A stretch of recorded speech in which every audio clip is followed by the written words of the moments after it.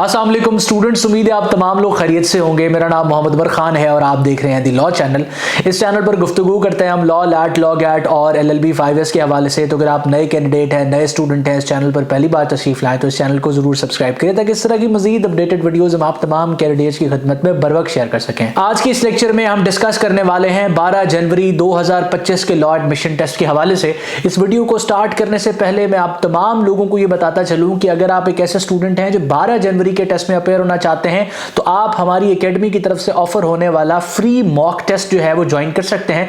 उस mock test को कैसे एक्सेस करना है, आपने सिंपली डिस्क्रिप्शन में मौजूद जो हमारी व्हाट्सएप कम्युनिटी है उसको ज्वाइन कर लेना है। लिंक आपको डिस्क्रिप्शन में मिल जाएगा। इन केस आप उस लिंक के थ्रू ना ज्वाइन कर सकें, स्क्रीन पर मौजूद व्हाट्सएप नंबर को इस्तेमाल करके हमारी टीम के साथ इन टच आए, उस कम्युनिटी का हिस्सा बने।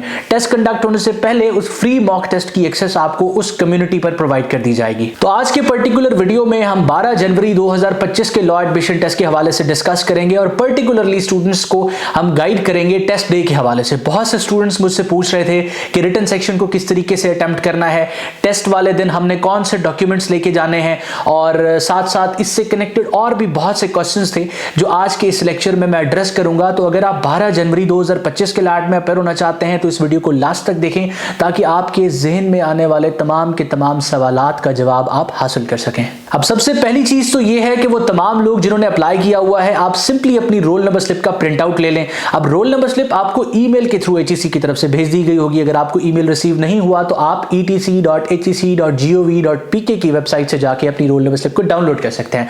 अब अगर आपका अकाउंट लॉक हो चुका है तो ये एक मसला है। आपका अकाउंट ओपन होगा तभी आप रोल नंबर स्लिप डाउनलोड कर सकेंगे। आपका अकाउंट ओपन होगा तभी आप रिजल्ट कार्ड को एक्सेस कर सकेंगे। तो इसके लिए जरूरी है कि आप HEC को कंप्लेन कर दें, कंप्लेन करके अपना अकाउंट रिकवर कर लें अगर आपका अकाउंट लॉक हो गया है। अब रिकवर कैसे करना है, डिस्क्रिप्शन में एक वीडियो का लिंक होगा, उसमें हाउ टू कंप्लेन HEC ये सारा प्रोसेस गाइड किया होगा। आप उस वीडियो को देख के HEC को कंप्लेन करके अपना अकाउंट रिकवर कर सकते हैं। वो तमाम लोग जिन्होंने अपने पेरेंट्स के CNIC पे अप्लाई किया हुआ है वो लोग जो है वो सेंटर में एंटर नहीं हो सकेंगे, क्योंकि जो CNIC है उसकी बेसिस पे आपकी आइडेंटिटी वेरीफाई होती है और बच्चे कहते हैं कि हम अंडर 18 है, हमारे पास CNIC है नहीं, तो आपका बेफॉर्म नंबर ही दर हकीकत आपका CNIC होता है। तो अगर आपने पेरेंट्स के या फिर अपने भाई या बहन के CNIC पे अप्लाई किया हुआ है तो मैं आपको सबसे पहले ये क्लियर कर दूं कि आप सेंटर में एंटर नहीं हो सकेंगे। अब इस चीज के बाद बात करते हैं टेस्ट डे के हवाले से। सबसे पहले हम सेंटर में एंट्री को डिस्कस करेंगे कि किस तरीके से आप एंटर होंगे सेंटर में, यानी कि कौन से डॉक्यूमेंट्स आपको रिक्वायर होंगे, और उसके बाद फिर हम ड्यूरिंग टेस्ट के हवाले से चीजों को डिस्कस करेंगे। तो टेस्ट डे के हवाले से अगर हम डिस्कस करें तो सबसे पहले आप अपनी रोल नंबर स्लिप का प्रिंट आउट लेंगे। रोल नंबर स्लिप का प्रिंट आउट लेने के बाद आपको अपना ओरिजिनल CNIC रिक्वायर्ड होगा। अगर आपके पास ओरिजिनल CNIC नहीं है इस वजह से कि आप अंडर 18 है तो फिर आपको एक ऐसा डॉक्यूमेंट चाहिए जिसके थ्रू आप अपनी आइडेंटिटी को वेरीफाई कर सकें। आपकी रोल नंबर स्लिप पर आपको इंटरमीडिएट का रिजल्ट कार्ड नजर आ रहा होगा, लेकिन बहुत से स्टूडेंट्स ऐसे हैं जिनका इंटरमीडिएट का रिजल्ट कार्ड अभी ओरिजिनल आया नहीं है, तो आप अपना मैट्रिक का ओरिजिनल रिजल्ट कार्ड लेके जाएंगे। HEC को एक ऐसा डॉक्यूमेंट रिक्वायर्ड है जिस पर आपका नाम, आपकी वल्दियत, आपका शनाख्ती कार्ड नंबर या बेफॉर्म नंबर और आपकी तस्वीर, ये चार चीजें बेसिकली उस पर मौजूद होनी चाहिए ताकि उन चीजों को वेरीफाई करके आपको सेंटर में एंटर किया जा सके। तो अगर आपके पास मैट्रिक का ओरिजिनल रिजल्ट कार्ड मौजूद है आप अपने साथ वो ले जाएं। अगर आपके पास पासपोर्ट मौजूद है आप अपने साथ पासपोर्ट ले जाएं, या अगर आपके पास पार्ट फर्स्ट का या सेकंड ईयर का ओरिजिनल रिजल्ट कार्ड मौजूद है तो आपने वो लेके जाना है, ओरिजिनल लेके जाना है। फोटोकॉपी एक्सेप्ट नहीं होगी, अटेस्टेड को वो एक्सेप्ट नहीं करेंगे, आप लोगों ने ओरिजिनल लेके जाना है। अब ये दो चीजें आपको सेंटर में एंट्री के लिए रिक्वायर हैं। अगर आपके पास रोल नंबर स्लिप है और अगर आपके पास CNIC है आपको कोई मसला नहीं, आप सेंटर में एंटर हो सकते हैं। इनकेस आपके पास CNIC नहीं है तो आपको जो है उसके साथ दरकार है कि आपके पास जो है मैट्रिक का ओरिजिनल रिजल्ट कार्ड हो या इंटरमीडिएट का ओरिजिनल रिजल्ट कार्ड हो, इनमें से एक को आप लेके जाएंगे जो ओरिजिनल होगा, देन आप सेंटर में एंटर हो जाएंगे। अब आपका जो पर्चा है वो 2 घंटों का होगा। 2 घंटों के अंदर आपने ऑब्जेक्टिव को भी कवर करना है, सब्जेक्टिव को भी कवर करना है। ऑब्जेक्टिव में आप तमाम लोग जानते हैं कि आपका जो पेपर है उसमें 75 मार्क्स होते हैं, 6 सब्जेक्ट्स होते हैं। अंग्रेजी होती है सबसे पहले, 20 नंबर होते हैं, उसके बाद जनरल नॉलेज होती है, उसके 20 नंबर होते हैं, देन पाकिस्तान स्टडीज होती है, उसके 10 नंबर होते हैं, फिर इस्लामिक स्टडीज होती है, उसके 10 नंबर होते हैं, फिर उर्दू का सब्जेक्ट होता है, उसके 10 नंबर होते हैं, फिर आपकी बेसिक मैथ होती है, उसके 5 नंबर होते हैं। इसके बाद आपका सब्जेक्टिव का सेक्शन होता है, आपको एक मजमून लिखना होता है, एसे जो 15 नंबरों पर मुश्तमिल होता है, और आपकी एक पर्सनल स्टेटमेंट होती है जो 10 नंबरों पर मुश्तमिल होती है। अब एसे कैसे लिखना है, पर्सनल स्टेटमेंट कैसे लिखनी है, कौन से टॉपिक्स इंपॉर्टेंट हैं, इन तमाम चीज़ों पर मैं ऑलरेडी डिटेल्ड लेक्चर्स इस चैनल पर बना चुका हूं। अगर अगर आप लैट की प्रिपरेशन कर रहे हैं, अभी तक आपने तैयार नहीं किया, तो इस यूट्यूब चैनल से A to Z तमाम चीजें आप प्रिपेयर कर सकते हैं। अब आपने इन 2 घंटों में इस सारे पर्चे को हल करना है, तो टाइम मैनेजमेंट काफी इंपॉर्टेंट है। अभी से आप प्रैक्टिस करना स्टार्ट कर दें, थोड़ी बहुत प्रैक्टिस करें और आइडिया लें कि आपको 2 टॉपिक्स लिखने में, ऐसे और पर्सनल स्टेटमेंट लिखने में कितना टाइम दरकार है।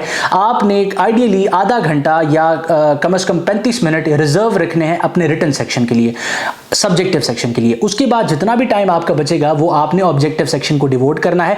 ऑब्जेक्टिव सेक्शन सॉल्व करते हुए आपने जल्दी नहीं करनी। आपने क्या करना है, आपको 4 से 5 मुख्तलिफ किस्म की क्वेश्चन बुक्स दी जाएंगी। जो पहले अपेयर हुए हैं उनको तो अंदाजा है कि किस तरह का पेपर होता है, जो पहली बार अपेयर हो रहे हैं उनको मैं यहाँ पर गाइड कर रहा हूँ।